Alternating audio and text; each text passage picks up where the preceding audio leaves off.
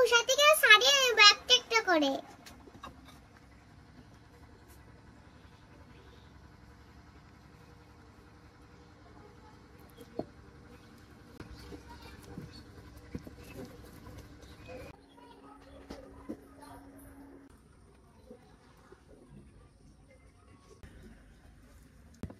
বন্ধুরা, আমার আম ছাড়াতে কষ্ট আছে, তারপরে আমি চেষ্টা করে যাচ্ছি।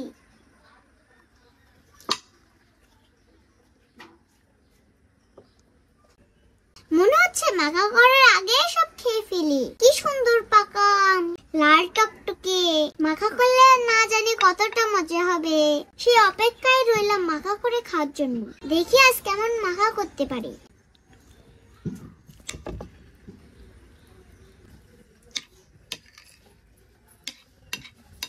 আসুন ঝটপট মাখিয়ে নি। প্রথমে আমি কাসুন্দি দিয়ে দেব, বেশি পড়লে কিন্তু ভালো লাগবে না।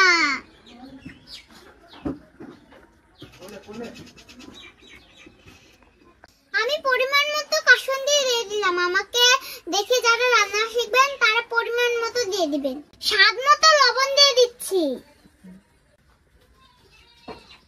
লবণ দেওয়ার সময় সবাই সাবধানে দিবেন, কম বেশি হলে কিন্তু আর মজা লাগবে না। এবার আমি সুন্দর